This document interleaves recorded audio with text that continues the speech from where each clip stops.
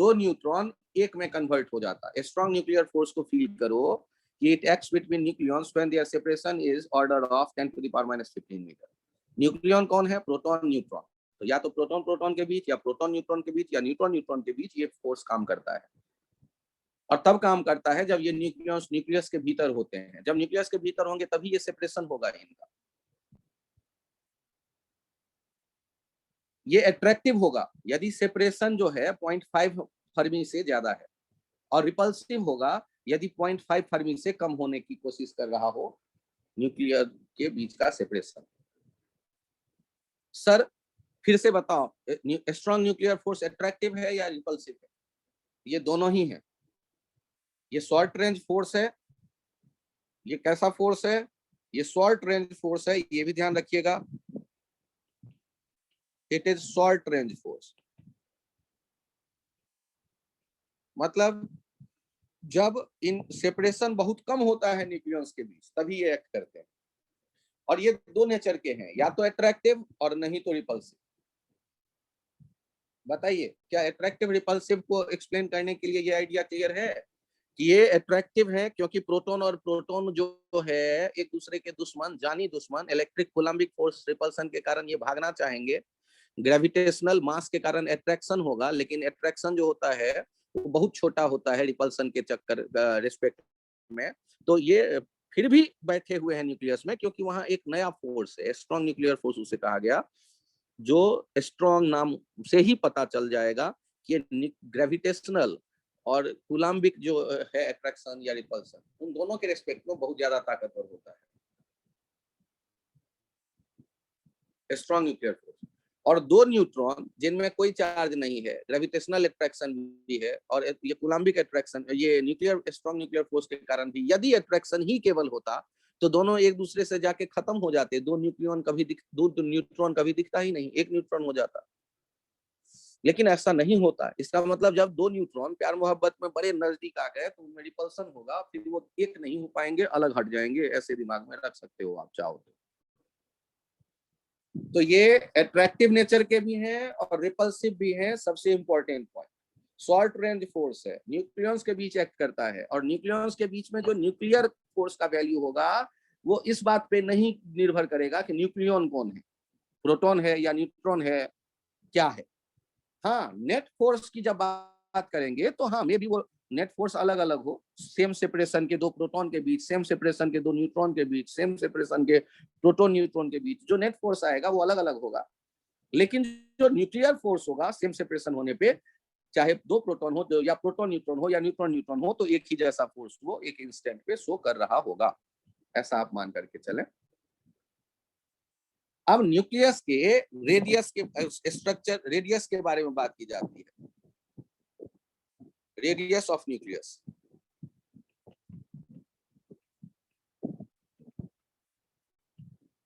Are के बारे में कहा जाता है r0a⁻⁴, जहां ए क्या है?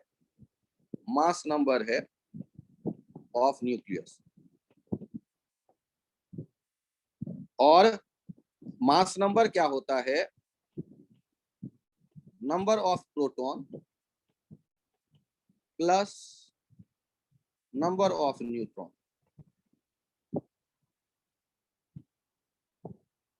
Present in the nucleus. और ये r0 क्या है? ये है 1.2 इंटू 10⁻⁻15 मीटर या 1.2 फर्मी। ये है r0 एक कांस्टेंट और a⁻1/2। सोचो ना, न्यूट्रॉन प्रोटॉन के नंबर ज्यादा होंगे तो न्यूक्लियस का साइज बड़ा तो होना ही पड़ेगा। और ये रिलेशन एक है जो हमें याद रखना है, एक्सपेरिमेंट से आया हुआ एक रिलेशन जो ये बता रहा है ये ज्यादा होगा तो जो रेडियस है न्यूक्लियस का वो ज्यादा होगा। तो सर आपने जो एक याद करवाया था बोहर्स मॉडल में 0.53 इंटू 10 एंगस्ट्रॉम, वो क्या था? वो क्या था? तो वो था इलेक्ट्रॉन के ऑर्बिट का रेडियस, न्यूक्लियस का रेडियस नहीं था। न्यूक्लियस का रेडियस है ये डब्बे में ऊपर जो लिखा हुआ है। न्यूक्लियस का रेडियस चाहिए तो r = r0 a⁻1/3। इस फॉर्मूले पे डायरेक्ट न्यूमेरिकल आपको दिखता है कि मास नंबर वाले A1 का ये है रेडियस, तो A2 का क्या होगा। तो ये रेशियो डायरेक्ट आप यूज कर सकते हैं। Radius R1 by R2 equals to A1 by A2 to the power 1/3। ये फॉर्मूला आप यूज करने के लिए तैयार रहिए रेडियस के लिए। R1 by R2 equals to A1 by A2 to the power 1/3 whole to the power 1/3।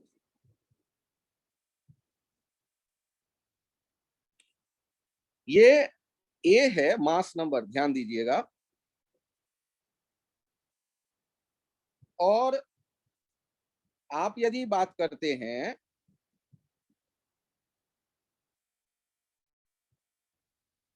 Atomic number के बारे में, तो सर ये एटॉमिक नंबर क्या है, यहाँ पे तो चर्चा नहीं किया गया है। और एटॉमिक नंबर ए होना चाहिए था, ये मास नंबर को ये क्यों नहीं क्यों कह दिया। अरे छोड़ो, क्यों कह दिया, नहीं कह दिया। यही कहा जा रहा है, परंपरा है, ए मास नंबर है और जेड कैपिटल जेड से एटॉमिक नंबर को शो करते हैं। नंबर ऑफ प्रोटॉन को एटॉमिक नंबर कहते हैं। न्यूक्लियस के नंबर ऑफ प्रोटॉन को एटॉमिक नंबर कहते हैं और जेड से शो करते हैं। और न्यूट्रॉन के नंबर को एन से शो करते हैं, कैपिटल एन से। उसे न्यूट्रॉन नंबर कहते हैं। तो एक सिंबल हो गया न्यूट्रॉन नंबर का, एक सिंबल हो गया प्रोटॉन नंबर का, और एक सिंबल हो गया मास नंबर, जिसमें प्रोटॉन प्लस न्यूट्रॉन के नंबर का। और इसे मास नंबर क्यों कहते हैं, क्योंकि ये मास को ही तो बता रहा है। और खुद भी इस बात पे गौर करिए ना, कि न्यूट्रॉन और प्रोटॉन ही तो हैं जो मास डिसाइड करेंगे न्यूक्लियस के। उसमें है कौन, यही तो है, न्यूक्लियस उसी से तो मिलके बना हुआ है। इसीलिए किसी एक को मास तो कहेंगे नहीं, दोनों को मिला जुला के मास कहेंगे। तो मास नंबर हो गया ये न्यूट्रॉन का नंबर प्लस प्रोटॉन का नंबर। ये नंबर ज्यादा यदि है तो मास ज्यादा, और मास ज्यादा तो न्यूक्लियस जो है साइज ज्यादा। अब बारी आता है डेंसिटी के बारे में बात करने की। न्यूक्लियस का डेंसिटी क्या होगा। और छोटे जो कम मास नंबर वाले डेंस होंगे न्यूक्लियस, बड़े मास नंबर वाले न्यूक्लियस होंगे। साइज में बड़ा छोटा तो आंखों से दिख रहा है, इमेजिनेशन से दिख रहा। डेंसिटी के बारे में क्या कहेंगे। तो नेक्स्ट टर्म यहां देखिए, जिसमें मैं कह रहा हूं density of nucleus. Density of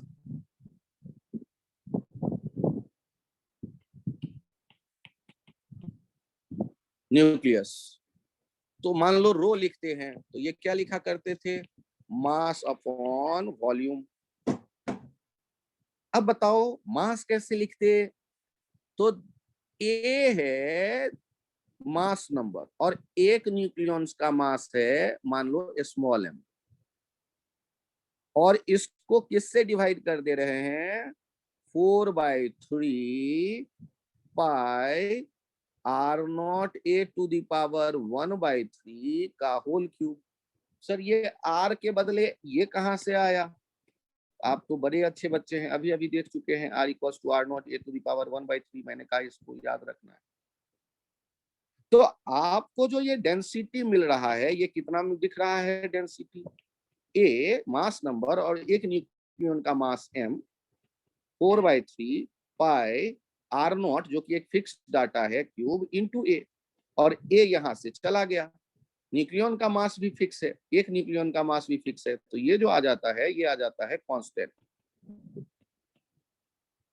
do not depends on mass number, depends on A. तो छोटा न्यूक्लियस हो मतलब कम न्यूट्रॉन प्रोटॉन वाले, या बड़ा न्यूक्लियस हो जैसे हीलियम का न्यूक्लियस हो चाहे यूरेनियम का न्यूक्लियस हो, दोनों की जो डेंसिटी आएगी वो सेम आएगी। आज से आगे के लिए ध्यान रखो कि डेंसिटी जो होगा न्यूक्लियस का ये कांस्टेंट डाटा होगा। डेंसिटी ऑफ न्यूक्लियस ये जो है ये कांस्टेंट डाटा है।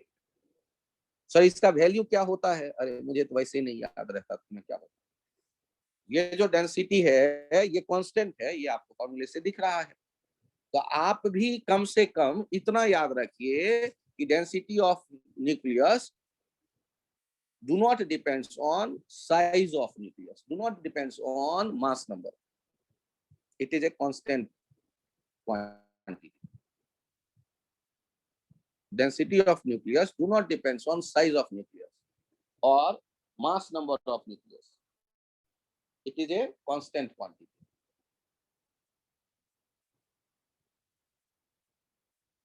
क्या ये डेंसिटी क्लियर है? कांस्टेंट होगा? Yes sir. Yes sir. Sir हाँ, ये कुछ ज्यादा नहीं आएगी डेंसिटी?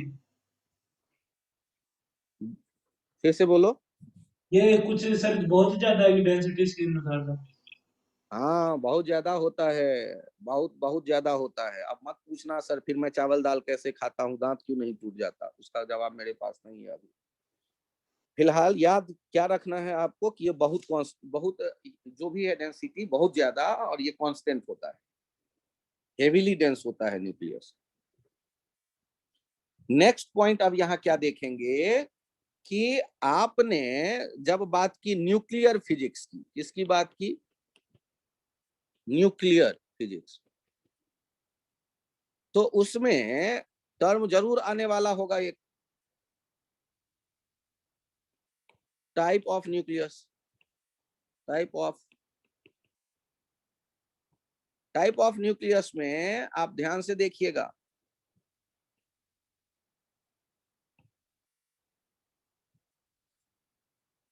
मैं खुद आइसोबारिक,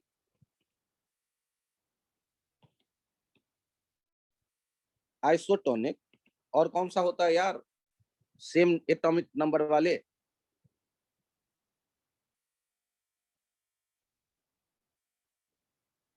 आइसोबारिक। वेट कब सेम होगा यार? नाम भी मैं कोशिश करता हूँ याद करूं कम। आइसोटोपिक। हाँ, आइसोटॉपिक। तो आइसोबारिक हो गया जब मास नंबर सेम हो, आइसोटोनिक हो गया जब न्यूट्रॉन नंबर सेम हो, और आइसोटॉपिक हो गया जब एटॉमिक नंबर सेम हो। पीरियोडिक टेबल में position same. Atomic number same का मतलब पीरियोडिक टेबल में पोजीशन सेम, क्योंकि एटॉमिक नंबर के ही बेसिस पे आप डिसाइड कर रहे होते हो, एटॉमिक नंबर के बेसिस पे आप डिसाइड कर रहे होते हो पीरियोडिक टेबल में पोजीशन। एटॉमिक नंबर हो गया प्रोटॉन नंबर, ये है प्रोटॉन नंबर, प्रोटॉन नंबर। ये है neutron number,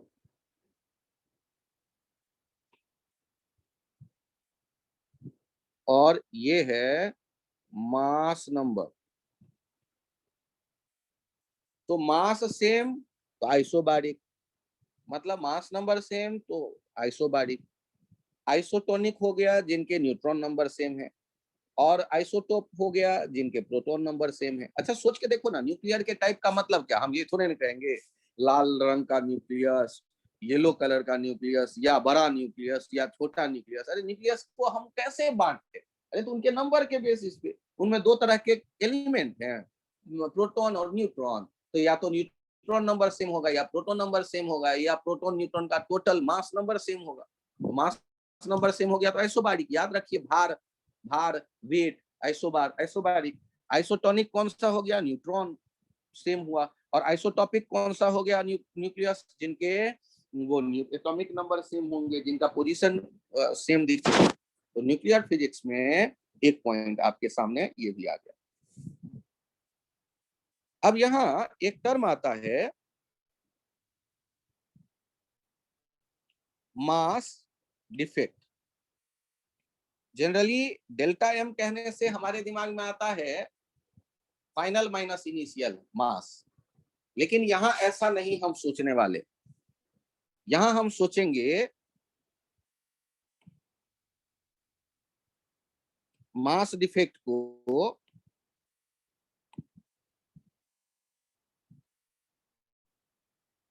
delta M equals to total mass of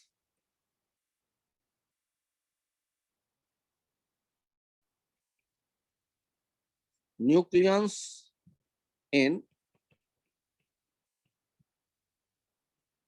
independent state minus mass of the nucleus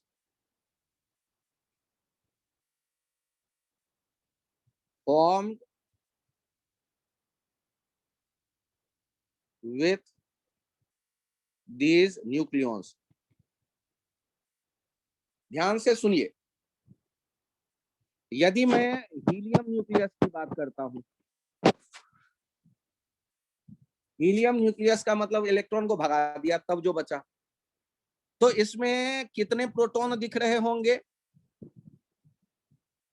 2 proton और 2 न्यूट्रॉन। तो हम यदि इस न्यूक्लियस को बनाने के प्रोसेस को देखें, इमेजिन करें कि अलग अलग हमारे पास ये प्रोटॉन थे, ये न्यूट्रॉन थे, और इनको इकट्ठा करके हमने बनाया, इकट्ठा किया और ये न्यूक्लियस बनाया। तो जो हम मास देखेंगे इंडिपेंडेंट प्रोटॉन और न्यूट्रॉन का, तो डेल्टा एम जो हम सोच रहे हैं, मास डिफेक्ट जिसे कहते हैं, मास ऑफ प्रोटॉन ऐसे 2 हैं, मास ऑफ न्यूट्रॉन ऐसे 2 हैं, और ये जो टोटल है इसमें से मास ऑफ हीलियम न्यूक्लियस, तो देखा क्या गया कि ये ग्रेटर देन 0 आता है। मतलब ग्रेटर देन 0 आया का मतलब, ध्यान से सुनिए, पहले जो इंडिपेंडेंट मास इनके थे, और जब ये न्यूक्लियस के फॉर्म में है तब जो सिस्टम का मास है, तो न्यूक्लियस बनने पर इसका मास कम हो गया, ऐसा दिख रहा है। ये मास में जो अंतर दिख रहा है, that is called mass defect. और ये मास आखिर अंतर क्यों हुआ बनने के प्रोसेस में? तो कहा गया कि ये जो मास में अंतर आया, ये बन गया बाइंडिंग एनर्जी, ये डेल्टा एम सी स्क्वायर। आप जानते हैं ना M C square Einstein relation, ये एडवेड में देख के आपको याद हो गया, मान लेता हूं। तो ये जो डेल्टा एम है, ये मास जब कम हुआ वो एनर्जी के फॉर्म में चला गया, और ये बाइंडिंग एनर्जी है न्यूक्लियॉन्स के लिए, ये न्यूक्लियस के लिए। अब सर ये बाइंडिंग एनर्जी क्या है? तो ध्यान से सुनिए, आप खड़े हैं बहुत देर, तो आपका मन करता है बैठ जाऊं, आप अपनी एनर्जी को, पोटेंशियल एनर्जी कम कर लेते हैं, और आप ज्यादा स्टेबल हो जाते हैं। जितने देर खड़े थे उससे ज्यादा देर आप बैठ के रह सकते हैं। तो ये दिमाग में रखो कि नेचुरल स्टेट वो स्टेट होगा जिसमें एनर्जी कम हो। हर एक यूनिवर्स का एलिमेंट, हर एक यूनिवर्स का सिस्टम अपना एनर्जी मिनिमम करने के कोशिश करता है, और मिनिमम एनर्जी वाले स्टेट में वो ज्यादा स्टेबल होता है। तो जब प्रोटॉन न्यूट्रॉन अलग अलग थे, तो उससे ज्यादा स्टेबल हैं जब ये इकट्ठे हो गए, और ज्यादा स्टेबल हो गए मतलब एनर्जी इसने कम कर दिया होगा अपना, तो मास कम होकर वो एनर्जी के फॉर्म में भाग गया और सिस्टम बन गया। अब यदि मैं इस सिस्टम को फिर से तोड़कर बिखेर देना चाहता हूं अलग अलग प्रोटॉन न्यूट्रॉन में, तो मुझे जितनी एनर्जी इसे देनी पड़ेगी वही कहलाएगा इस न्यूक्लियस का बांध के रखने की कोशिश कर रहा एनर्जी, बाइंडिंग एनर्जी। यदि इतना एनर्जी मैं इसे दे दूं डेल्टा एम सी स्क्वायर के बराबर, तो ये न्यूक्लियस जो है अपने कॉन्स्टिट्यूएंट न्यूक्लियॉन्स में बिखर जाएंगे, मतलब ये न्यूक्लियस टूट जाएगा। तो न्यूक्लियस को तोड़ने के लिए जितनी एनर्जी मुझे देनी पड़ेगी, वो एनर्जी कहलाता है बाइंडिंग एनर्जी। अब ध्यान दीजिएगा, बाइंडिंग एनर्जी जो है ये स्टेबिलिटी को नहीं प्रूफ बताता कि कौन ज्यादा स्टेबल होगा, कौन कम स्टेबल होगा। एक टर्म आता है जो उससे ज्यादा इंपॉर्टेंट है, और वो टर्म है बाइंडिंग एनर्जी को मास नंबर से डिवाइड कर देते हैं, और ये जो आता है ना delta M C square by A, is high means stability is high। ये जो BE/A आप कह रहे हैं उसे कहते हैं बाइंडिंग एनर्जी पर न्यूक्लियन। वो मैं लिख भी देता हूं इसका नाम, बाइंडिंग एनर्जी पर न्यूक्लियन। ये होता है जो न्यूक्लियस के स्टेबिलिटी को ज्यादा है स्टेबल या कम है स्टेबल बताने का काम करेगा। सर ऐसा क्यों? तो ध्यान से सुनो। हम जब बात करेंगे बहुत बड़े न्यूक्लियस की तो उसमें तो बहुत ज्यादा प्रोटॉन न्यूट्रॉन इन्वॉल्व होंगे, और बहुत ज्यादा प्रोटॉन न्यूट्रॉन इन्वॉल्व होंगे, उनका इकट्ठा करके हमने नया सिस्टम बनाया न्यूक्लियस का, या नेचर में बना दिख रहा है मुझे, तो उसमें स्टेबिलिटी गेन करने के क्रम में मास डिफेक्ट को एनर्जी के फॉर्म में फेंक दिया होगा। उतना एनर्जी में वापस दूंगा तो वो बिखर जाएगा। तो बड़े और छोटे न्यूक्लियस की स्टेबिलिटी किसकी ज्यादा और किसकी कम है, कैसे चेक किया जाए? तो कंपैरिजन करने का तो तरीका कुछ होना चाहिए। तो आप जाइए छोटे न्यूक्लियस के पास और कहिए कि भाई एक न्यूक्लियन दे दे, मैं तुम्हें एनर्जी दे देता हूं, और वो कहेगा ना ना जाओ भाग जाओ, मैं नहीं देता अपना न्यूक्लियन। दूसरे न्यूक्लियस के पास गए, उससे भी मांगा भाई एक न्यूक्लियन दे दे, वो गाली दे के भगाया भी, और आपको लगता है कि उसको बहुत गुस्सा आया, वो आपका हाथ भी तोड़ देता है। तो आप कहेंगे बाप रे ये तो ज्यादा स्टेबल था, ये तो एक देने में इतना आनाकानी कर रहा है। तो कहानी ये है कि न्यूक्लियंस के पास टोटल बाइंडिंग एनर्जी क्या है, वो मतलब न्यूक्लियस के पास वो नहीं बताएगा।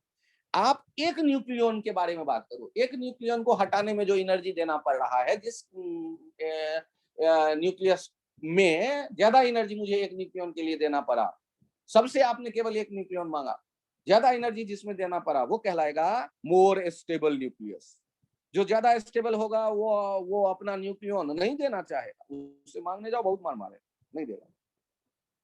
तो देखा ये गया कि जब आप बाइंडिंग एनर्जी पर न्यूक्लियन का ग्राफ बनाते हैं ए के साथ, तो ग्राफ कुछ इस तरह का दिखता है। 8.5 मेगा इलेक्ट्रॉन वोल्ट के आसपास ये आ जाता है। यहाँ हीलियम है और यहाँ कहीं Fe आता है, इधर कहीं यूरेनियम है। अब ध्यान दीजिए, छोटे कम न्यूक्लियन नंबर वाले छोटे छोटे न्यूक्लियस में यहां दिख रहा है अचानक से स्टेबिलिटी ज्यादा हीलियम का हाइड्रोजन के रेस्पेक्ट में। तो हाइड्रोजन वाले न्यूक्लियस की चाहत है कि दो हाइड्रोजन मिल करके हीलियम बना लें, और हीलियम न्यूक्लियस बना लेंगे तो हम ज्यादा स्टेबल हो जाएंगे। तो छोटे छोटे न्यूक्लियस जुड़ करके बड़े बनने की चाहत रखते हैं, जिससे उनकी स्टेबिलिटी बढ़ जाए। और इसके लिए जो न्यूक्लियस के बीच में रिएक्शन होता है, उस न्यूक्लियर रिएक्शन को आप कहते हैं न्यूक्लियर फ्यूजन रिएक्शन। और जो हेवी न्यूक्लियस है, बहुत बड़े न्यूक्लियस है, वो जब इधर आएंगे तो उनकी बाइंडिंग एनर्जी बढ़ जाएगी, तो ये टूटना चाहेंगे हेवी न्यूक्लियस। न्यूक्लियर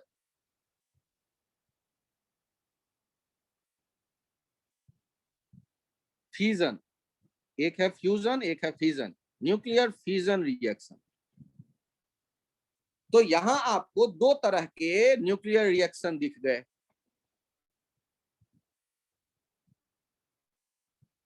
और इनका एग्जाम्पल है एटम बम।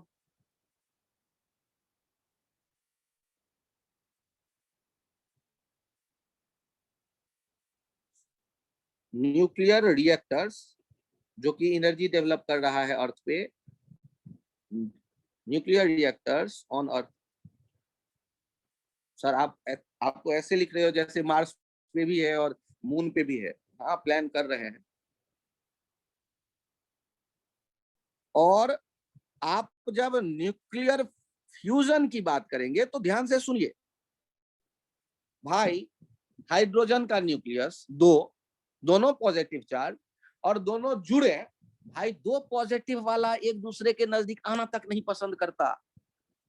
आप कहोगे कि सर न्यूक्लियर स्ट्रॉन्ग एक्सट्रैक्शन तो आपने अभी कहा बहुत ज्यादा होता है, तो मैंने कहा वो शॉर्ट रेंज फोर्स है।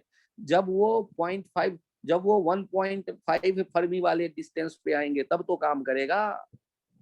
उतना नजदीक जाने की सोचते ही नहीं है ये हाइड्रोजन के दो न्यूक्लियस। क्योंकि यदि दोनों एक दूसरे की तरफ आप भेजोगे भी तो अभी अभी एनर्जी कंजर्वेशन आपने देखा, वो रिपल्सन के कारण एक डिस्टेंस ऑफ क्लोजेस्ट अप्रोच पे कहीं रुक जाएंगे, फिर वापस हो लेंगे। इतने नजदीक चले जाए कि उनमें न्यूक्लियर रिएक्शन, न्यूक्लियर फोर्स काम करने लगे और बंध के रह जाए, नया न्यूक्लियस बन जाए। ऐसा तभी हो सकता है जब हाइड्रोजन के पास खूब एनर्जी दो, काइनेटिक, इतना ज्यादा कि वो चले जाए 1.5 फर्मी वाले डिस्टेंस तक एक दूसरे के नजदीक। ऐसा करने के लिए उनको बहुत बहुत बहुत टेम्परेचर पे रखना पड़ेगा। सर कितना? तो ये रिएक्शन होता है ऑन सन। सन पे यही न्यूक्लियर फ्यूजन रिएक्शन हो रहा है जिससे एनर्जी रिलीज हो रहा है। हाइड्रोजन हीलियम में बदलते हैं और एनर्जी रिलीज होता है जो सन रेज के फॉर्म में आप तक आ रही है, अर्थ तक आ रही है। देखो खिड़की के बाहर धूप कितनी अच्छी। तो आप ये जो कह रहे हैं न्यूक्लियर रिएक्शन दो तरह के हो गए। सर न्यूक्लियर रिएक्शन पे आप कहां पहुंच गए? हाई न्यूक्लियर के टाइप आपको मैंने बता दिया, न्यूक्लियर की स्टेबिलिटी की मैंने चर्चा की। तो अब अगला चर्चा क्या करेंगे कि दो न्यूक्लियस कोई न्यूक्लियस टूट के दो बनेगा या दो न्यूक्लियस जुड़ के एक बनेगा। तो वहां कैसे पहुंच गए? तो उसके पीछे का लॉजिक डेवलप हो रहा है। बाइंडिंग एनर्जी पर न्यूक्लियन जिसमें ज्यादा है वो ज्यादा स्टेबल है, और नेचर में हर एक न्यूक्लियस चाहेगा कि हम स्टेबल बन के रहें। तो छोटे छोटे न्यूक्लियस हीलियम की तरफ जाना चाहेगा और बड़े बड़े न्यूक्लियस आयरन की तरफ आना चाहेगा। तो छोटे छोटे न्यूक्लियस में जैसे हाइड्रोजन जुड़ के हीलियम में बदला, तो ये तब हो पाता जब दो प्रोटॉन बहुत नजदीक आ जाए। ये हाई टेम्परेचर पे होगा। अर्थ सन के कोर का टेम्परेचर 10,000 केल्विन या 8,000 केल्विन या 6,000 केल्विन बाहर का टेम्परेचर। उस टेम्परेचर पे ये दुर्घटना या ये घटना हो सकता है कि दो न्यूक्लियस, दो हाइड्रोजन इतने तेजी से आ रहे हैं कि वो टकराते भी नजदीक आके 1.5 फर्मी से नजदीक आ गए तो जुड़ गए, नया न्यूक्लियस बन गया। और सर दूसरा एग्जांपल, तो दूसरा एग्जांपल यहां लिख रहा हूं, हाइड्रोजन बम। सर ये क्या बला है? एटम बम के बाबूजी। हाइड्रोजन बम के बारे में आपको मैं बताऊं कि ये जो आप बात करेंगे ना हाइड्रोजन बम,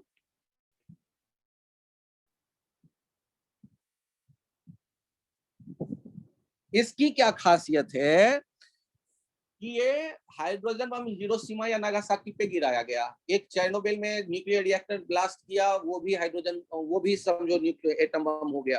क्योंकि न्यूक्लियर रिएक्टर में भी कंट्रोल वे में एटम बम जैसा ही रिएक्शन हो रहा होता है, चेन रिएक्शन। और वो चेन रिएक्शन पकड़ से बाहर हो जाए तो वो एटम बम की तरह विभीषक होता है। और ऐसा रूस के एक न्यूक्लियर रिएक्टर में होने पर वो वैसे ही डिस्ट्रॉय हुआ एरिया जैसे कि हिरोशिमा नागासाकी डिस्ट्रॉय हुआ। और हाइड्रोजन बम होता है कि हाइड्रोजन जुड़ने वाला घटना शुरू हो जाए। और ये कब हो पाएगा? जब टेम्परेचर 6,000 केल्विन पहुंचे। और ये कब होगा? तो हाइड्रोजन बम को ट्रिगर करने का काम करता है एटम बम।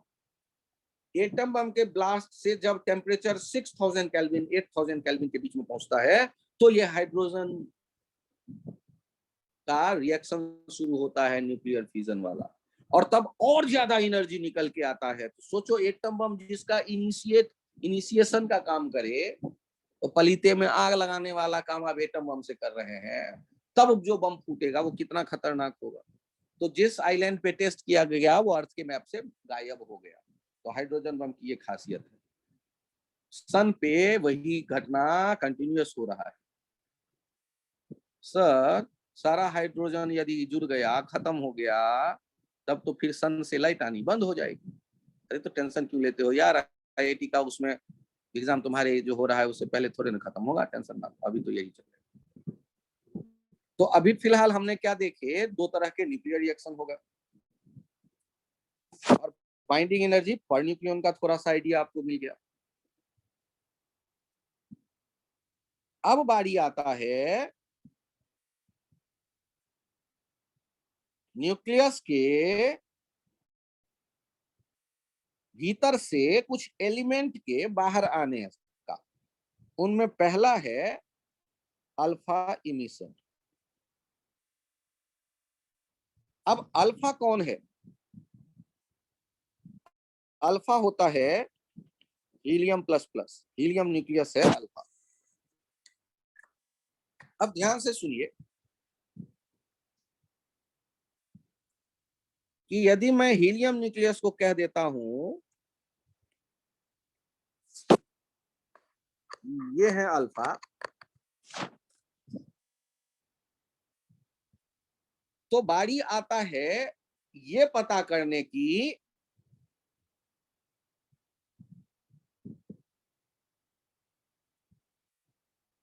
कि आखिर जब किसी न्यूक्लियस से अल्फा निकलेगा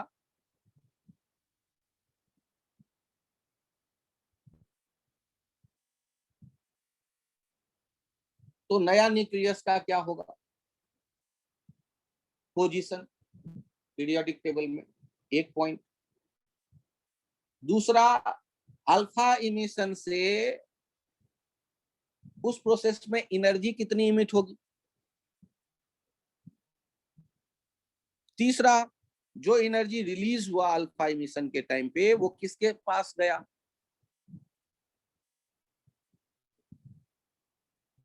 चौथा, यदि वो एनर्जी शेयर किया गया तो किस किस में शेयर किया गया। तो किसी सैंपल है न्यूक्लियस का रेडियो एक्टिविटी में जैसे बात की, और उससे कंटिन्यूअस अल्फा इमिट होते दिख रहा है, तो क्या सारे अल्फा की काइनेटिक एनर्जी एक जैसी आएगी।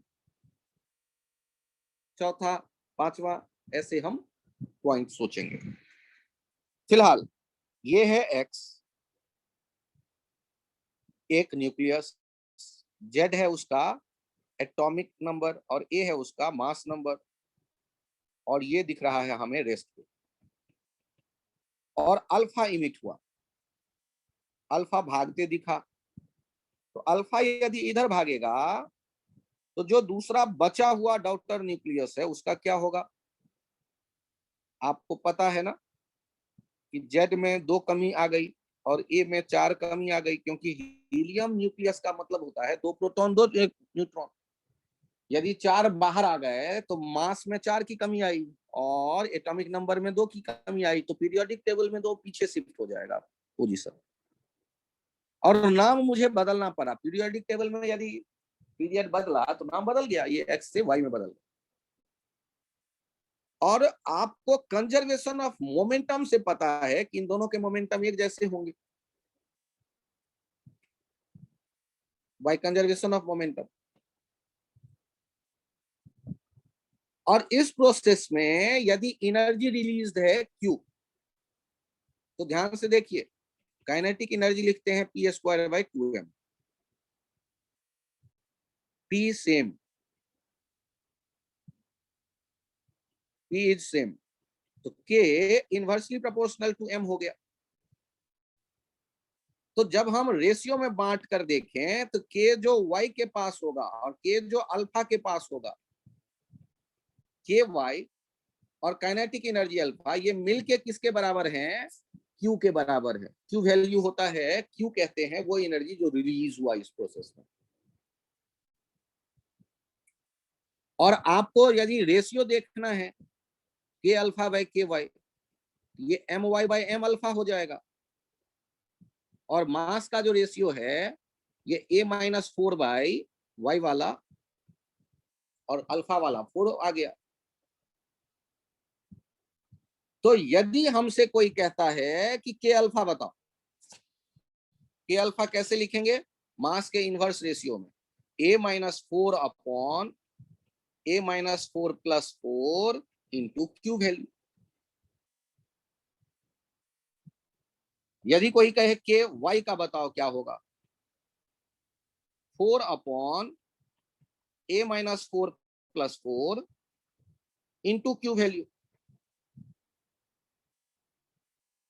तो ये आपने कंजर्वेशन ऑफ मोमेंटम देखा, जिससे कि यदि एक सूतली बॉम्ब रखा था दीपावली वाला, आग लगाई पूंछ में, उसके 2 टुकड़े हो गए, एक लेफ्ट गया तो दूसरा राइट गया, तो दोनों के मोमेंटम क्या होने चाहिए, सेम। स्पीड सेम होगा नहीं कह सकता मैं। एक बैरल से बुलेट निकला फायर करने पे, तो बुलेट का मोमेंटम और बैरल जो पीछे आएगा रिकॉइल, वो मोमेंटम सेम होगा, स्पीड सेम होगा ये नहीं कहते। और यदि मोमेंटम सेम होगा तो काइनेटिक एनर्जी क्या लिखते हैं, p²/2m। तो p सेम होने पर k inversely proportional to m, तो k alpha by k Y हो जाएगा my by m alpha. my होगा उसका मास नंबर के प्रोपोर्शनल, a-4, और m अल्फा हो जाएगा 4, a-4/4, ये रेशियो आ गया। और फिर मैंने q को, जो एनर्जी रिलीज होता है अल्फा इमिशन में, उसको मास के इनवर्स रेशियो में बांट दिया। या तो मुझसे अल्फा का एनर्जी पूछेगा, या अल्फा का एनर्जी पूछ के वाई का एनर्जी पूछेगा, या दोनों का पूछ लेगा अलग अलग, या दोनों का एक किसी एक का देख के टोटल क्यू वैल्यू पूछ लेगा। तो सारे आप ये मैनिपुलेशन कर सकते हैं। और अल्फा इमिशन होने पर वाई जो बनता है वो पीरियोडिक टेबल में उसकी पोजीशन 2 शिफ्ट होने वाले हैं, मास 4 कम हो जाता है मास नंबर, और एटॉमिक नंबर जो है वो 2 कम हो जाता है।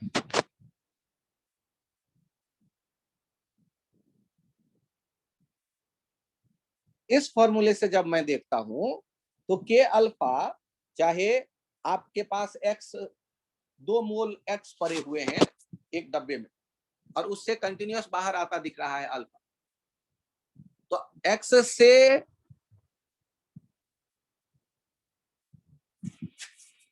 उसको आपने रेडियो एक्टिविटी में जाके देखा, डिसइंटीग्रेशन के बारे में बात की, न्यूक्लियर वहां पर आपने फॉर्मूला पढ़ा n=n0e⁻⁻λt, एक्टिविटी के बारे में बात किया λn, initial activity λn0, t half आपने देखा ln2/1 lambda, mean time mean life देखा आपने 1/λ, वो सारी कहानी पहले आपने देख लिया। यहाँ एक टर्म आता है Q value of alpha emission, इसे देखिए, x जो है ये y और अल्फा में बदल गया, और प्लस एनर्जी रिलीज हुआ, Q value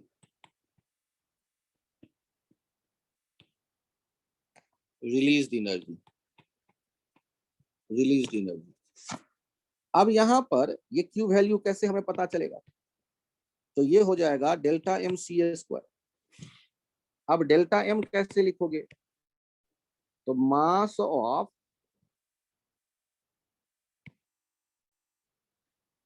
y plus mass of alpha minus mass of x into c²। अब यहाँ एक लफड़ा है, ये मास जब लिख रहे हैं तो आपको तो न्यूक्लियर रिएक्शन में आते हैं ना, तो न्यूक्लियर रिएक्शन में है तो आपको पीरियोडिक टेबल में मास न्यूक्लियस का तो रहता नहीं है दिया गया, आपको तो एटम का मास पता होता है।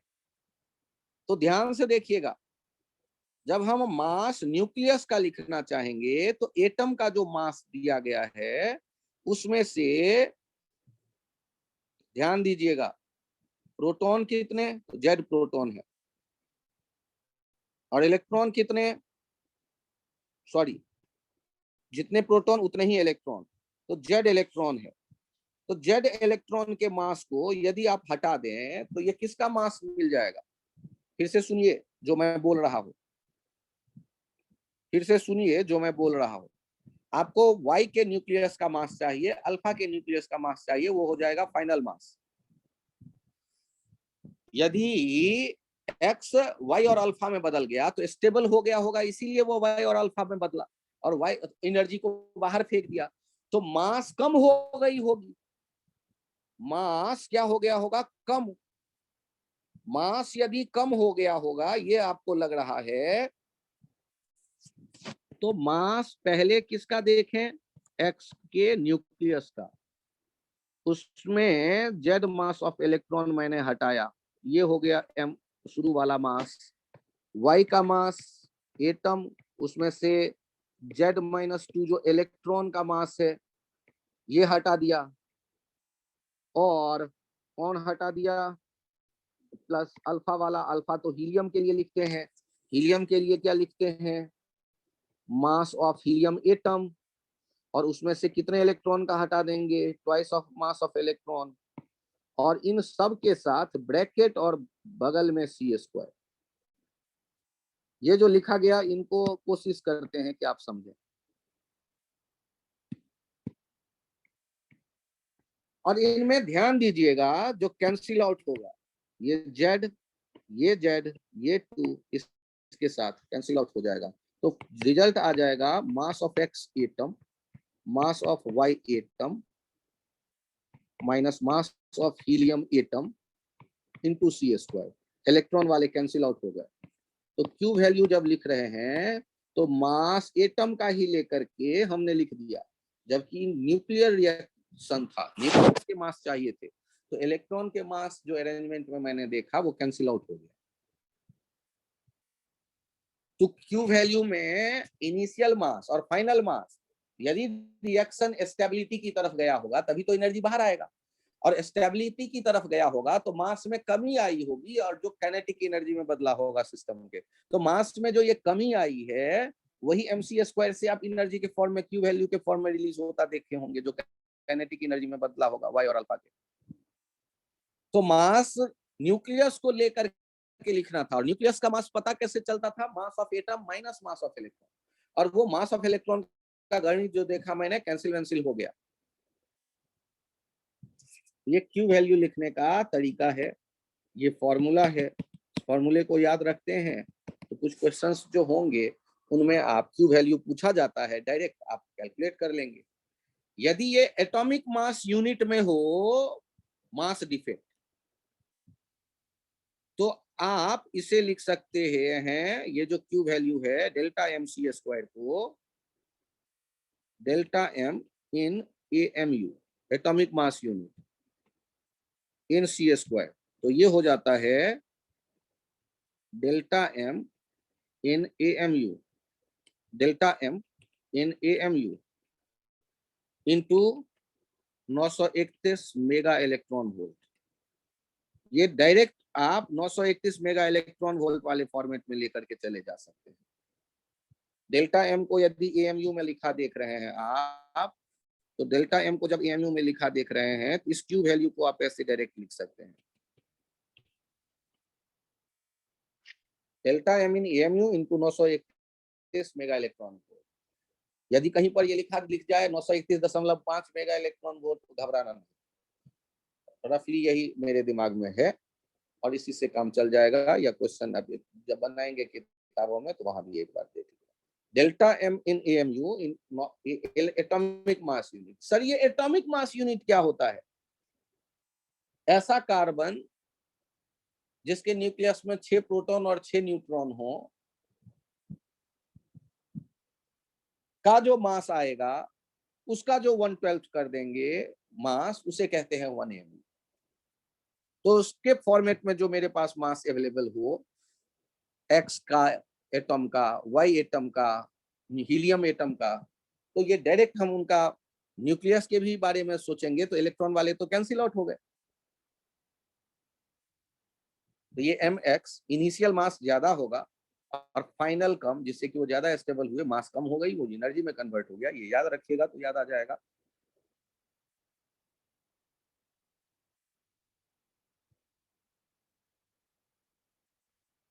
यहां इस पॉइंट पे ध्यान दीजिएगा,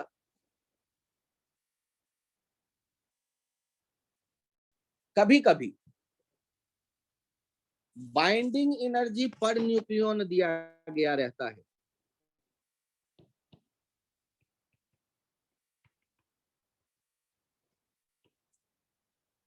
ये EX है binding energy per nucleon X के लिए, EY है binding energy per nucleon Y के लिए, और EZ है binding energy per nucleon alpha के लिए। तो बाइंडिंग एनर्जी पर न्यूक्लियन देगा या बाइंडिंग एनर्जी टोटल देगा।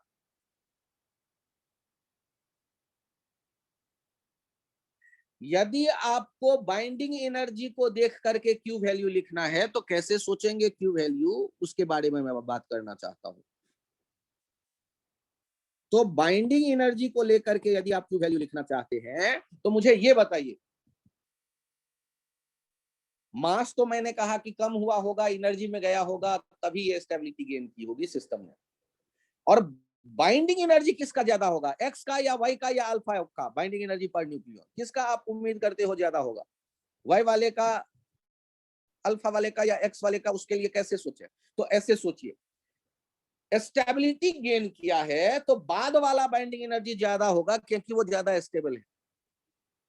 तो बाइंडिंग एनर्जी के फॉर्म में जब क्यू वैल्यू लिखना हो तो बाइंडिंग एनर्जी जो वाई का होगा, बाइंडिंग एनर्जी जो अल्फा का होगा,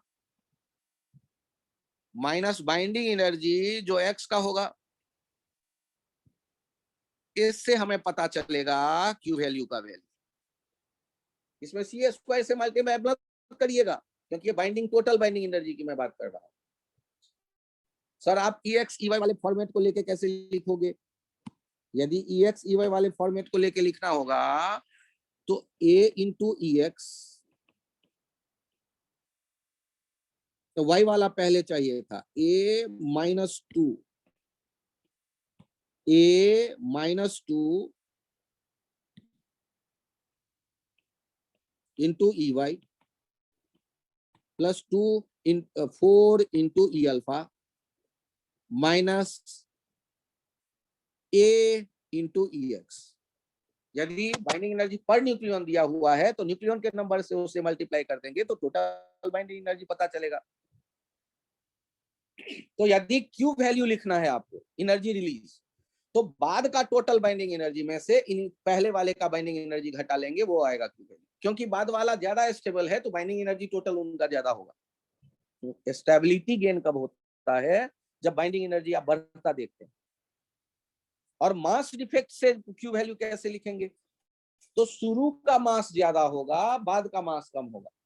शुरू का मास ज्यादा और बाद का मास कम, तभी तो मास में जो कमी आई वो काइनेटिक एनर्जी के फॉर्म में एक्स और वाई और अल्फा के पास मिलेगा मुझे।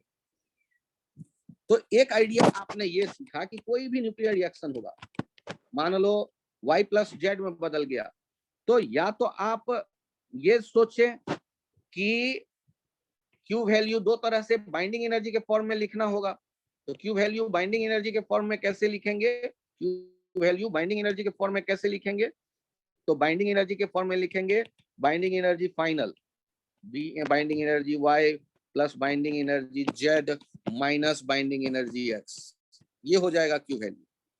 लेकिन जब मास डिफेक्ट के फॉर्म में लिखेंगे क्यू वैल्यू, तो मास इनिशियल वाला जो होगा, इनिशियल न्यूक्लियस का माइनस मास फाइनल न्यूक्लियस का इंटू सी स्क्वायर। ये ध्यान रखिएगा, मास की जब बात करेंगे तो इनिशियल ज्यादा होगा फाइनल कम, और बाइंडिंग एनर्जी की बात करेंगे तो फाइनल वाला ज्यादा मिलेगा, इनिशियल वाला कम।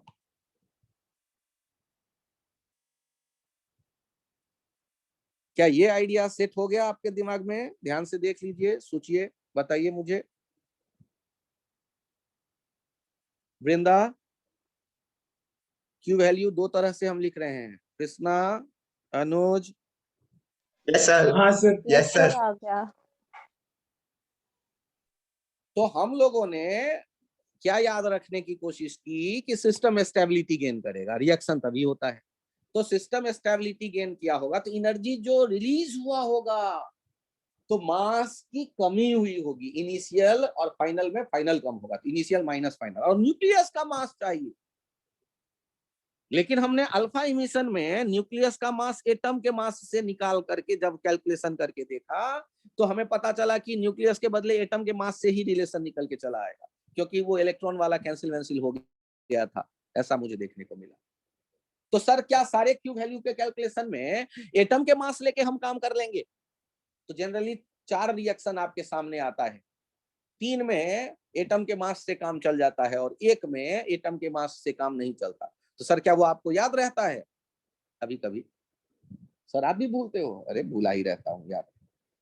तो सर मैं क्या करूं? तो आपको एक ट्रिक देता हूं कि यदि आपको मास डिफेक्ट निकालकर क्यू वैल्यू निकालने को कह रहा है और सारे एटम के मास आपको दिए गए हैं, तो एटम का मास लेके सोचो, इलेक्ट्रॉन को भूल जाओ। और यदि क्वेश्चन में इलेक्ट्रॉन का मास भी लिखा हुआ है तो सावधान हो जाओ, शायद इलेक्ट्रॉन का मास का कहीं ना कहीं रोल है। इलेक्ट्रॉन का मास नहीं दिया गया है तो मजे से एटम के मास लेकर मास डिफेक्ट निकालकर सी² से मल्टीप्लाई कर दो। मास डिफेक्ट एमयू में है तो 921 मेगा इलेक्ट्रॉन वोल्ट से मल्टीप्लाई कर दो, सीधे क्यू वैल्यू आ जाएगा। अब बारी आता है beta emission. Beta emission generally beta minus emission, beta emission is generally beta minus emission.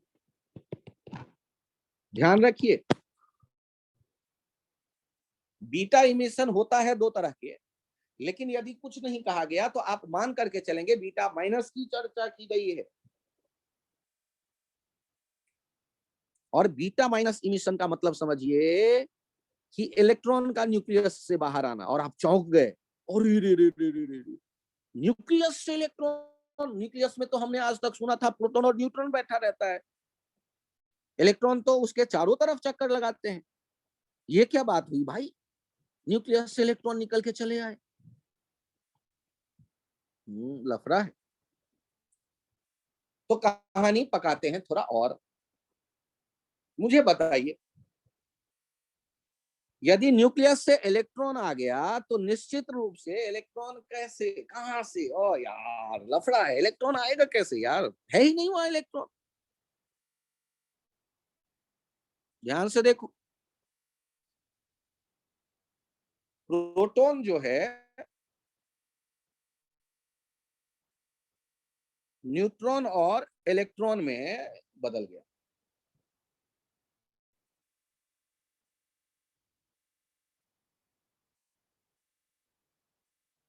और ऐसा यदि हुआ तो जेड जो है एक क्या हो जाएगा, कम।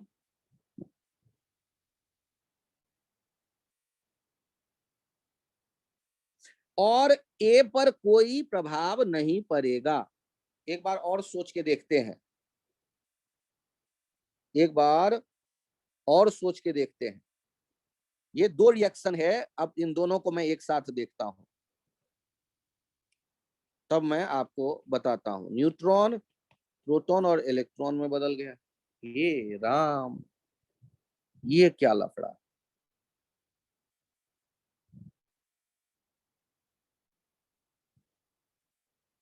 तो ध्यान से देखिए,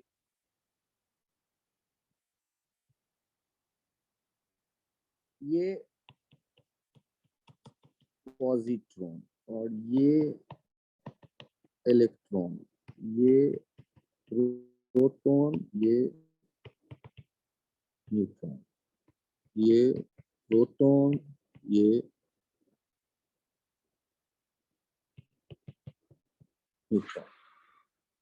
यहां आप इस बात पे गौर करिए,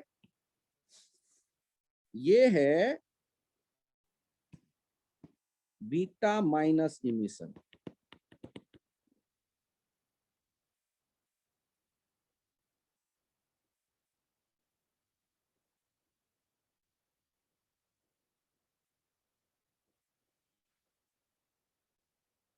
उल्टा यहां पर चल रहा है कहानी। एक सेकंड रुक जाइए भाई, एक सेकंड रुक जाइए।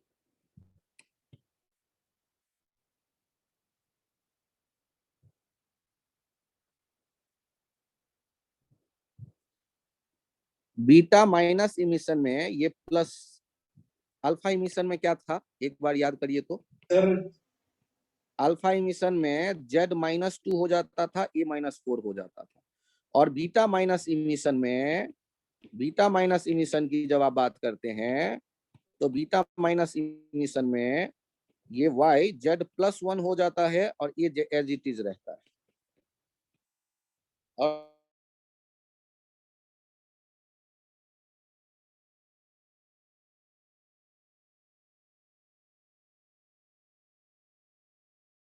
नंबर बढ़ गया, प्रोटॉन का एक नंबर बढ़ गया, प्रोटॉन प्लस ये इलेक्ट्रॉन बना, P प्लस ये। सर हाँ बोलो। ये फर्स्ट वाला सर, ये ए में चेंज नहीं होगा सर? क्या हुआ? ध्यान से सुनो। न्यूक्लियस में चाहे न्यूट्रॉन प्रोटॉन में बदले, प्रोटॉन न्यूट्रॉन में बदले, आप देखोगे मास नंबर में कोई चेंज नहीं होगा, क्योंकि मास का नंबर होता है total number of proton plus total number of neutron. Yes sir, ये कृष्णा नहीं ले आता है, समझ नहीं आया। ठीक है, तो Yes, ए sir. में कोई चेंज नहीं होगा। अब बारी आता है बदला कौन किस में। ये लफड़ा मैं समझाने में लगा पा रहा हूँ, क्योंकि समझाने में इसलिए लगा पा रहा हूँ क्योंकि मुझे भी याद रखना पड़ता है, तो मुझे याद कम रहता है। तो मैं आपको याद दिलाने के लिए ये रास्ता बनाता हूँ कुछ, जिससे कि मुझे भी याद रहे और आपको भी याद रहे। मैं खुद ही सोच रहा था। तो ध्यान देना कि ये न्यूट्रॉन जो है प्रोटॉन और इलेक्ट्रॉन में बदल गया। तो इसको ऐसे दिमाग में रखने की कोशिश करो जैसे एक न्यूट्रॉन जो होता है वो न्यूट्रल है ना। न्यूट्रॉन क्या है? न्यूट्रॉन है न्यूट्रल। और न्यूट्रल को ऐसे देखो जैसे एक उसके ऊपर चोंगा हो पॉजिटिव चार्ज का, और एक चोंगा उसके ऊपर हो निगेटिव चार्ज का, और निगेटिव पॉजिटिव मिलके क्या हो जाएंगे? न्यूट्रल। तो होगा क्या कि यदि ये निगेटिव वाला चोंगा उठा के इसने बाहर फेंक दिया, तो ये न्यूट्रॉन किस में बदल जाएगा? उसके ऊपर पॉजिटिव वाला चोंगा बता हुआ है, तो प्रोटॉन में बदल जाएगा।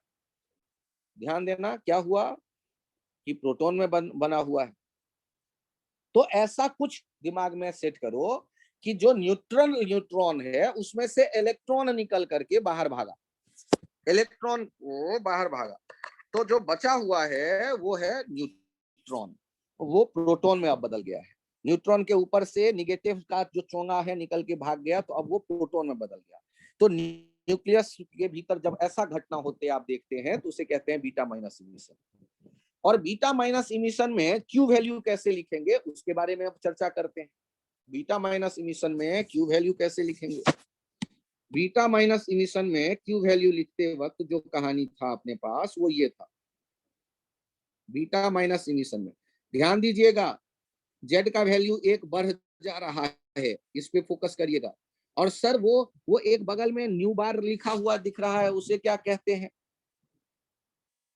एंटी न्यूट्रिनो कहते हैं। वो एक ऐसा पार्टिकल है जिसका मास नेग्लिजिबल है, जो एनर्जी केवल शेयर करता है क्यू वैल्यू को, क्योंकि क्यू वैल्यू जो निकल के आता वो प्रोटॉन और ये डॉटर न्यूक्लियस और जो इलेक्ट्रॉन बाहर आया उनमें शेयर होना चाहिए था।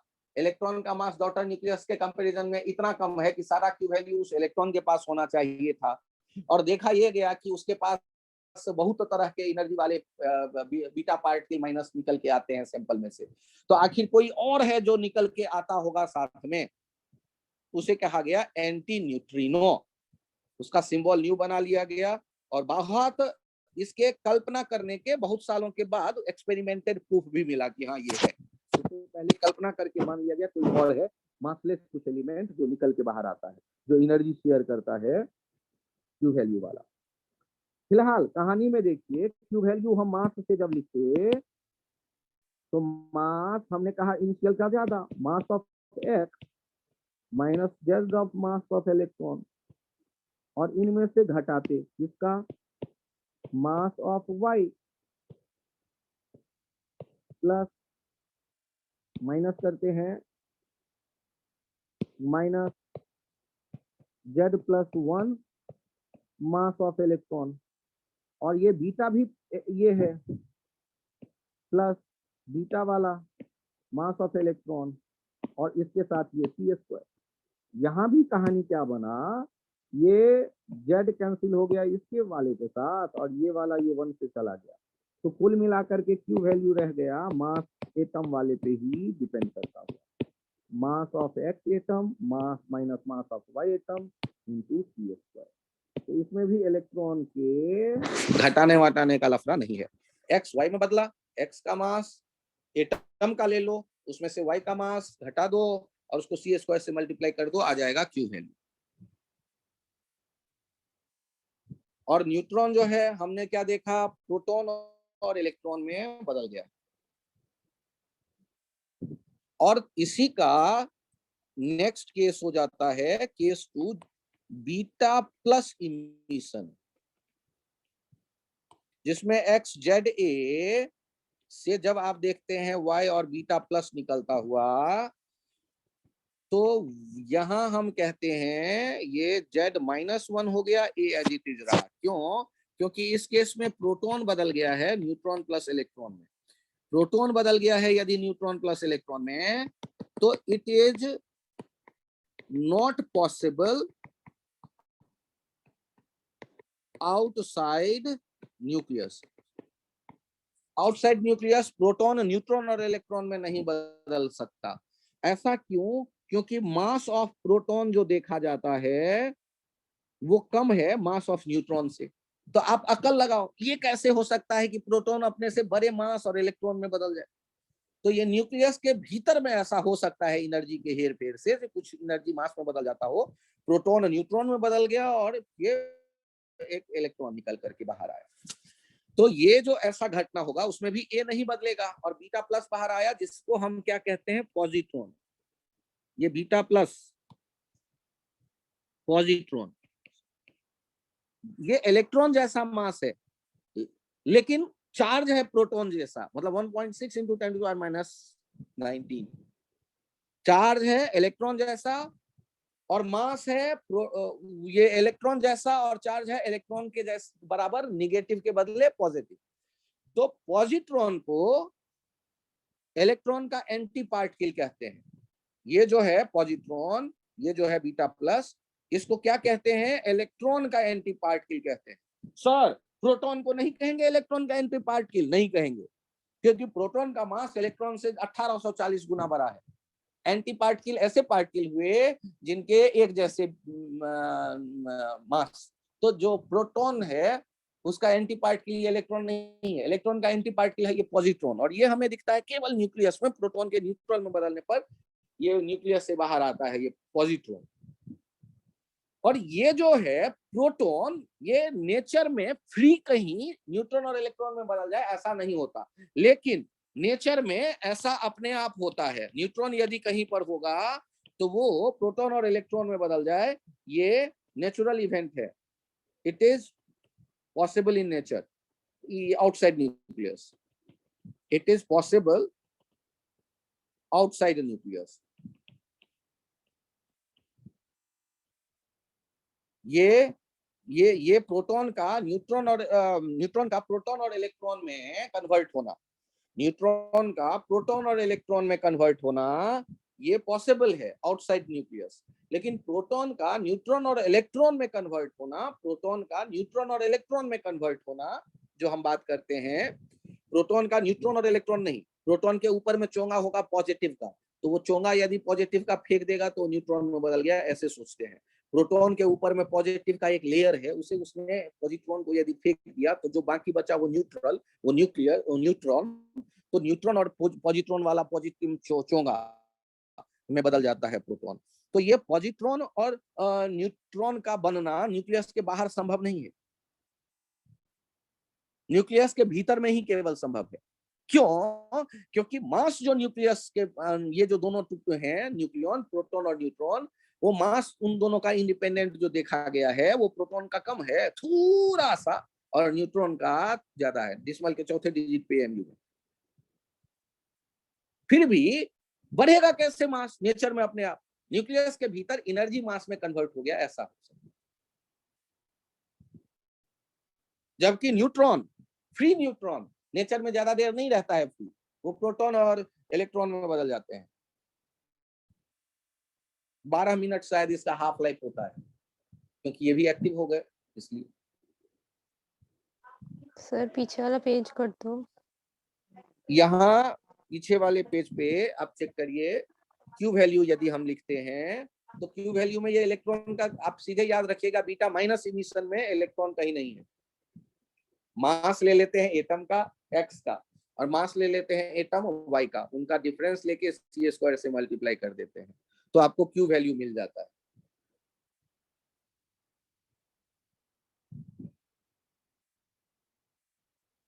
और ये बीटा माइनस इमिशन जो आप कहते हैं, तो बीटा माइनस इमिशन के लिए ये है, न्यूट्रॉन बदल रहा है प्रोटॉन और पॉजिट्रॉन में।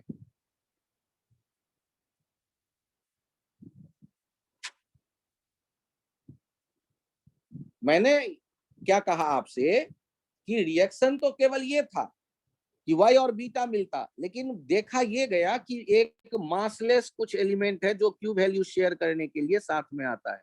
याद रखिएगा, न्यू सिंबल बना के ऊपर में एक लाइन खींचते हैं, बीटा माइनस के साथ न्यू बार आएगा, न्यू बार को कहेंगे एंटी न्यूट्रिनो। मासलेस एलिमेंट है, ये एनर्जी शेयर करता है बीटा के साथ क्यू वैल्यू, क्योंकि क्यू वैल्यू वाई के पास जाता नहीं है, वो बहुत हैवी है। जैसे बंदूक के गोली निकलेगा तो काइनेटिक एनर्जी बंदूक को बहुत कम मिलेगा, वो ज्यादा एनर्जी किसको मिलेगा, गोली को। उसी तरह ये वाई एक्स से जब निकला बीटा बचा हुआ वाई, तो वाई के पास ज्यादा काइनेटिक एनर्जी नहीं रहता है। सर अल्फा वाले केस में तो आपने शेयर होते दिखाया, हाँ अल्फा के कंपेरेबल था वाई का एनर्जी, लेकिन बीटा बहुत बहुत बहुत बहुत कम हो जाता है। इसी के लिए सारा एनर्जी उसी के पास होना चाहिए था, सारा उसके पास नहीं है। तब हमने कल्पना किया कि कोई मासलेस एलिमेंट है, anti neutrino. Sir next page. इसके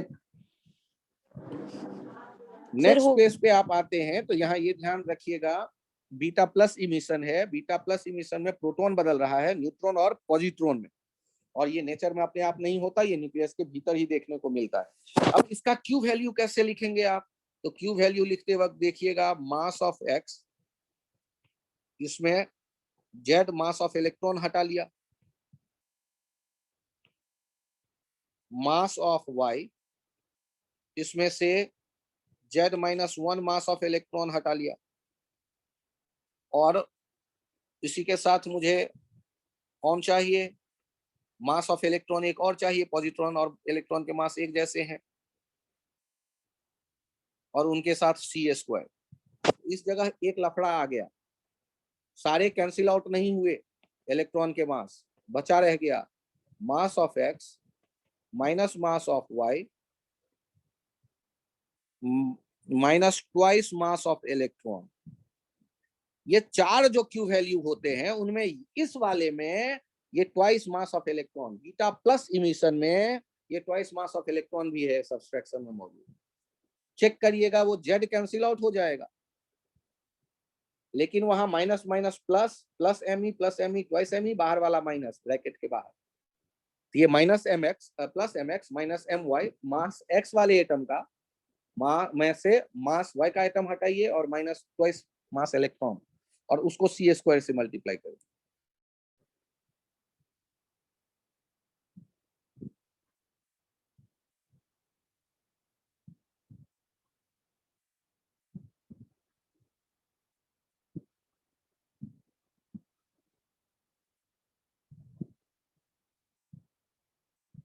सर सर बहुत ध्यान हाँ से सर बस और मुकुल मत करवाना। मुकुल कुछ बोल रहा है सर।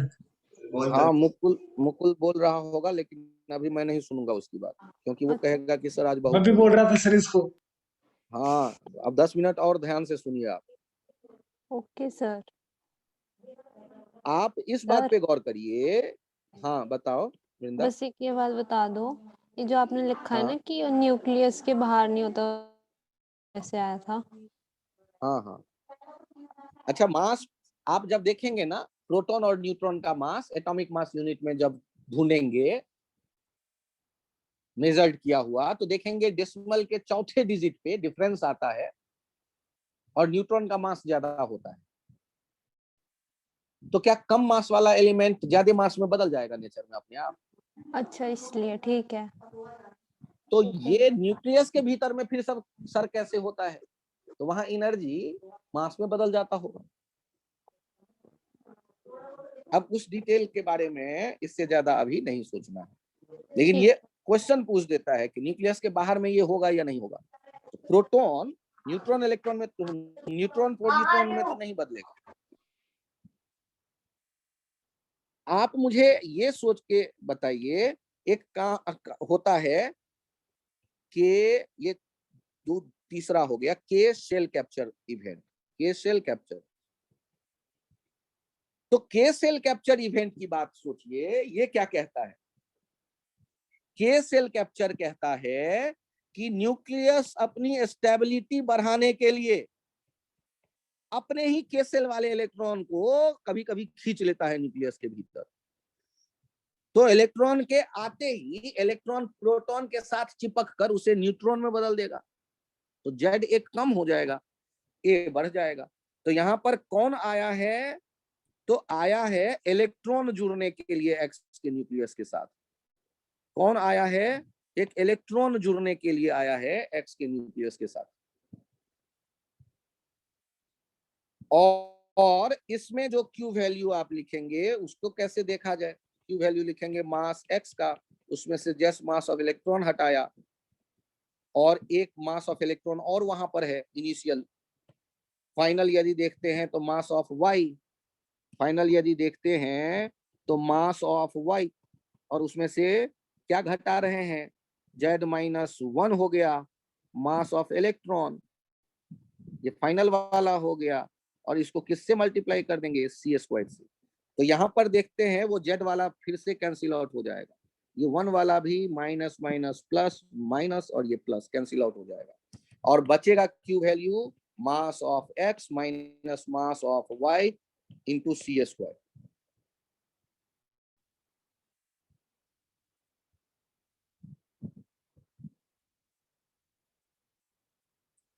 तो आपने जब देखे alpha emission, beta emission minus, beta emission plus के सेल कैप्चर, इनमें केवल बीटा प्लस इमिशन में इलेक्ट्रॉन के मास का यूज हमें करना पड़ रहा है, बाकी सब में एटम के मास से ही काम चल जाता है। जबकि हमें मास लिखना होता था न्यूक्लियस का, लेकिन वो इलेक्ट्रॉन के मास के घटाने वटाने का चक्कर ऐसा था कि वो कैंसिल आउट हो जाता था। के सेल कैप्चर में क्या किया है? एटम ने एक इलेक्ट्रॉन खा लिया न्यूक्लियस ने, और इलेक्ट्रॉन जाके चिपका प्रोटॉन से और प्रोटॉन को बदल दिया न्यूट्रॉन में। तो प्रोटॉन का कम होना मतलब जेड का ये कम हो जाना, ये वही रहेगा। और ये एनर्जी जो इस केस में क्यू वैल्यू हम लिखेंगे उसके लिखने का ये तरीका है। तो एक बार फिर से देखिए कि आपने देखा x बदल गया y प्लस अल्फा में, आपने देखा x बदल गया y प्लस बीटा माइनस में, आपने देखा x बदल गया y प्लस बीटा प्लस में, आपने बदल गया x plus mass of electron बदल गया y में। और इन सब के लिए क्यू वैल्यू हमें लिखना था। तो क्यू वैल्यू कैसे था? Mass of x atom minus mass of y atom into mass of helium atom. ध्यान दीजिएगा, मास ऑफ अल्फा ना, वही atom helium atom into C²। ध्यान से देखिए क्यू वैल्यू इसमें क्या था? Mass of x atom mass of y atom, वो बीटा इलेक्ट्रॉन है तो छोड़ो ये, इंटू C²। जब क्यू वैल्यू लिख रहे थे जो बीटा प्लस में, तो mass of x mass of y minus twice of mass of electron into C²। और इसमें mass of x minus mass of y into C²। आपको क्यू वैल्यू दिख गया। और आप बीटा माइनस इमिशन वाला कहानी यहाँ देख लें कि जब बीटा माइनस की बात करते थे तो x जब बदलता था y में, बीटा माइनस में साथ में एक एंटी न्यूट्रिनो निकलता था। और जबकि बीटा प्लस के बारे में बात करते थे तो x बदलता था y में, साथ में बीटा प्लस आता था और एक न्यूट्रिनो होता था। तो ध्यान रखिएगा ना, माइनस के ऊपर में, बीटा माइनस के ऊपर में जैसे बार है, एंटी न्यूट्रिनो में भी उसी तरह बार है। और बीटा प्लस वाले के साथ जो है उसके साथ वो हम लिख रहे हैं न्यूट्रिनो, इसको कहते हैं न्यूट्रिनो।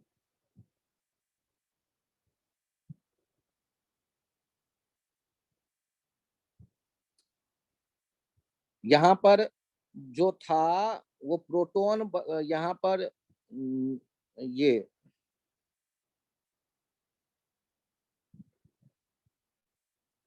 न्यूट्रॉन यहाँ बदल रहा था प्रोटॉन और इलेक्ट्रॉन। और यहाँ प्रोटॉन बदल रहा है न्यूट्रॉन और पॉजिट्रॉन में। ध्यान रखिएगा, जहां पर प्लस है वहां इमिट हुआ है प्लस, प्लस इमिट हुआ होगा तो न्यूट्रॉन से नहीं निकालिए, प्रोटॉन से प्लस हटा दीजिए वो न्यूट्रॉन में बदल गया, प्रोटॉन से प्लस हटा दीजिए वो न्यूट्रॉन में बदल गया, वैसे याद रखिए। और ये नेचर में अपने आप नहीं होता है, प्रोटॉन वाला न्यूट्रॉन प्लस पॉजिट्रॉन में नहीं बदलता। ये एंटी न्यूट्रिनो और न्यूट्रिनो क्यों सोचना पड़ा, अगले पेज पे थोड़ा सा इसे समझिए। यदि मैंने बीटा पार्टिकल के काइनेटिक एनर्जी की बात की,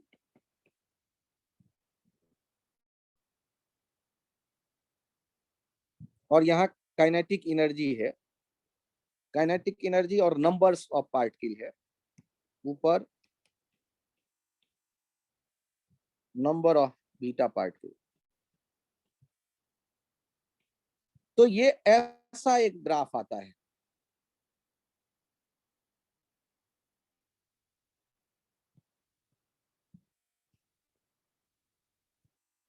ये क्यू वैल्यू तक, तो जबकि एक्स है वाई और बीटा में बदला, तो बीटा इतना छोटा है कि सारा क्यू वैल्यू इसके पास होना चाहिए था, ऐसा नहीं होता, तो कोई और है जो साथ में एनर्जी चुरा के भाग रहा है। तो कल्पना की गई कि साथ में न्यूट्रिनो आ रहा है या एंटी न्यूट्रिनो आ रहा है। इस ग्राफ से ये तय किया गया कि काइनेटिक एनर्जी क्यू वैल्यू के बराबर वाले सारे बीटा होने चाहिए थे, लेकिन क्यू वैल्यू से कम वाले बहुत तरह के बीटा निकलता है सिस्टम से। आखिर ऐसा कैसे हुआ, तो कोई और है जो एनर्जी शेयर करता है। कौन है? एंटी न्यूट्रिनो, जो ढूंढते नहीं मिला। एंटी न्यूट्रिनो या न्यूट्रिनो की जो ताकत है, पेनिट्रेटिंग कैपेबिलिटी इतनी ज्यादा है क्योंकि अनचार्ज्ड है कि अर्थ को क्रॉस करके गुजर जाता है एक तरफ से दूसरी तरफ। सन के रेज में आ रही होती है न्यूट्रिनो, एंटी न्यूट्रिनो, वो क्रॉस करके गुजर जाता है अर्थ के एक तरफ से दूसरी तरफ। तो न्यूट्रिनो एंटी न्यूट्रिनो की पेनिट्रेटिंग कैपेबिलिटी खतरनाक। और जब काइनेटिक एनर्जी अल्फा और नंबर ऑफ अल्फा पार्टिकल के बारे में देखा गया, तो इसमें कुछ ऐसे नंबर निकल करके आ गए, जबकि होना क्या चाहिए था, केवल सारे नंबर क्यू वैल्यू वाले होने चाहिए थे। Q a-4 upon a-4 plus 4 वाला होना चाहिए था, लेकिन ऐसा नहीं है, उससे कम वाले भी हैं।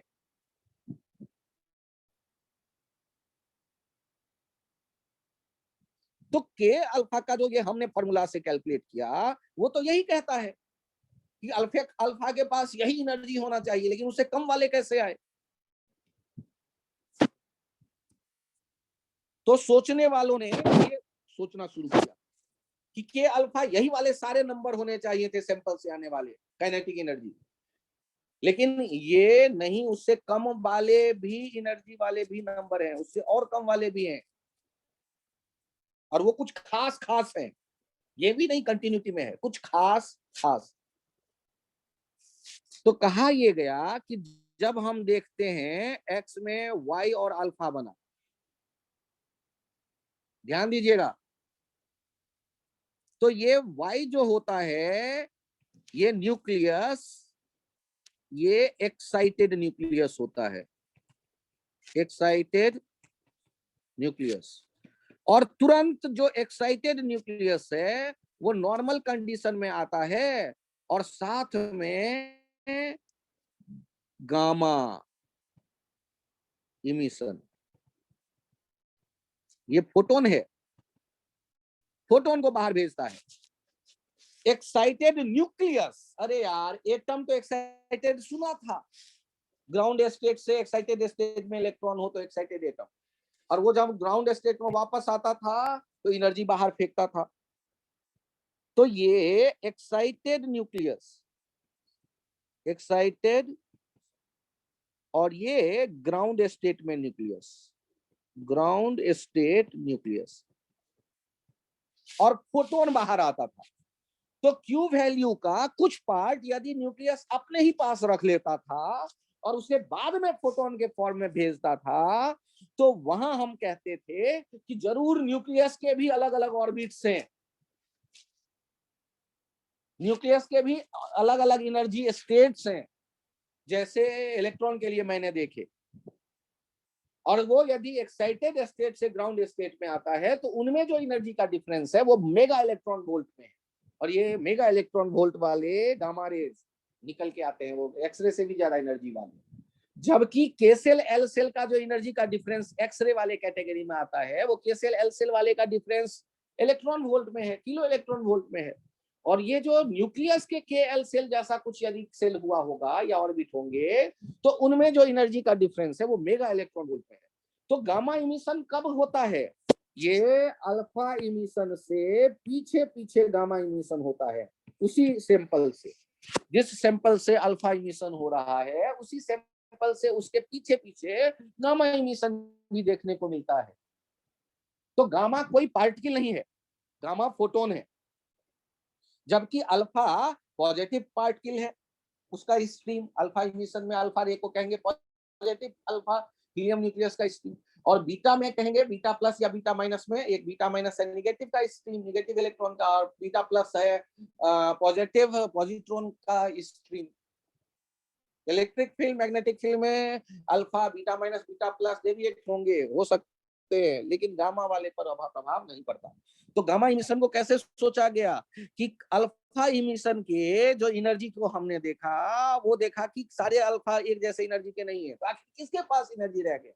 तो वो जो न्यूक्लियस थे जहां से अल्फा आया था उनके पास छूट गया, वो एक्साइटेड स्टेट में अभी है। यदि वो ग्राउंड स्टेट में आएंगे तो अपना एनर्जी बाहर फेंक देंगे, वो क्यू वैल्यू का जो बचा हुआ एनर्जी, मिसिंग एनर्जी था, वो ये अल्फा लेकर गामा लेकर के बाहर आता है। अल्फा इमिशन के पीछे पीछे गामा इमिशन देखा गया। क्या अल्फा बीटा गामा इमिशन से थोड़ी जान पहचान हो गई आप लोगों को? हाँ सर। Yes sir. चलिए अभी की कहानी यहीं तक रखते हैं। Sir thank yes you. Sir. हाँ बताइए, बताइए सर लास्ट कृष्णा। वाला फिर नहीं हुआ सर। अच्छा मुझे ये बताओ, हमने सर एक्स को ये वाई में ग्राफ, बदलते देखा।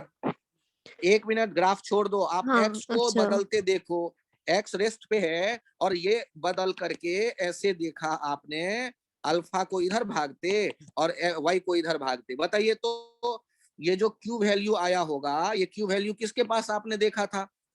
सर अल्फा के अल्फा पास कितना देखा था? Q A minus 4 4 upon upon A minus 4 plus plus 4 plus और 4। के वाई कितना देखा था?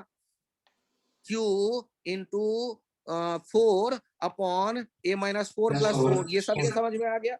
Yes yes sir. Sir. Yes sir. तो किसी सैंपल से नंबर ऑफ अल्फा पार्टिकल, किसी सैंपल से पर सेकेंड जो बाहर आ रहा है, तो वो आप एक काइनेटिक एनर्जी बनाते हो, एक तरफ नंबर देखते हो। तो हमारा दिमाग क्या कहता है कि सारी एनर्जी वाले नंबर यही होने चाहिए थे, एक ही खास नंबर होता, मतलब 200 अल्फा पर सेकेंड बाहर आ रहे हैं, और उन सब की एनर्जी कितनी है? क्यू ए माइनस 4 अपॉन ए। अकल लगाओ, यही होता ना। पर सेकेंड कितने अल्फा निकल रहे हैं? तो 200 अल्फा। लेकिन प्रैक्टिकली देखा गया कि कुछ ये भी निकल रहे हैं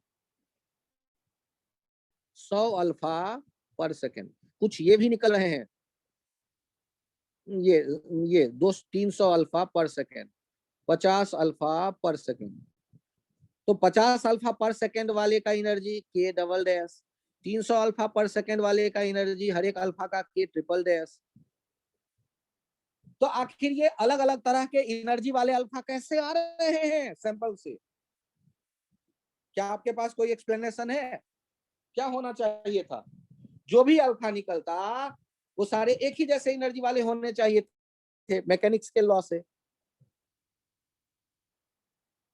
लेकिन क्या दिख रहा है कि अल्फा से कम वाले अल्फा भी हैं, और वो सारे तरह के नहीं हैं, कोई खास खास तरह के हैं।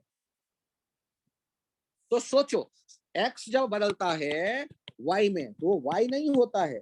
मान लो वो एक्साइटेड स्टेट में है और वाई मान लो डबल एक्साइटेड स्टेट से सिंगल एक्साइटेड स्टेट में आ गया, तो गामा 1 एक फोटोन मिला, और सिंगल एक्साइटेड स्टेट से वो ग्राउंड स्टेट में आ गया, एक गामा और मिला। या ऐसा भी हो सकता है और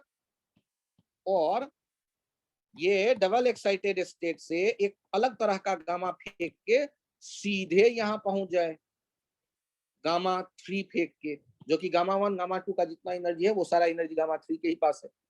तो ये भी हो सकता है। तो सोचा ये गया कि वो जो वाई बनता है ना डॉटर न्यूक्लियस, वो एक्साइटेड स्टेट में रहता है, मतलब क्यू वैल्यू का कुछ पार्ट देता है वाई के काइनेटिक के फॉर्म में, कुछ जाता है अल्फा के काइनेटिक के फॉर्म में, और कुछ रह गया वाई के भीतर में छुपा हुआ, जो जब वो न्यूक्लियस अपने स्टेबिलिटी की तरफ आता है तो एनर्जी फोटोन के फॉर्म में बाहर फेंकता है, जिसे आप गामा फोटोन कहते हैं, गामा रे कहते हैं। ठीक है सर। मतलब गामा के लिए भी आप ऐसे देखते हैं कि जैसे ये स्टेट यहां से यहां आया एक फोटोन गामा 1, और फिर ये यहां से यहां आया तो गामा 2। एक्साइटेड स्टेट से ग्राउंड स्टेट में ट्रांजिशन डायरेक्ट एक से हो सकता है या दो से हो सकता है, या कभी 3 से हो कभी 1 से हो, तो वो कई तरह के गामा निकल के आ सकते हैं या एक ही तरह के गामा निकल के आ सकते हैं। लेकिन गामा को बाद में देखा गया एक्सपेरिमेंट में, थ्योरी में ये जब दिखे कि अल्फा की एनर्जी अलग अलग है, तब सोचा गया शायद न्यूक्लियस में एनर्जी लेवल्स हैं, और वो शायद उसके और डिटेल अभी भी रिसर्च चल ही रहा है।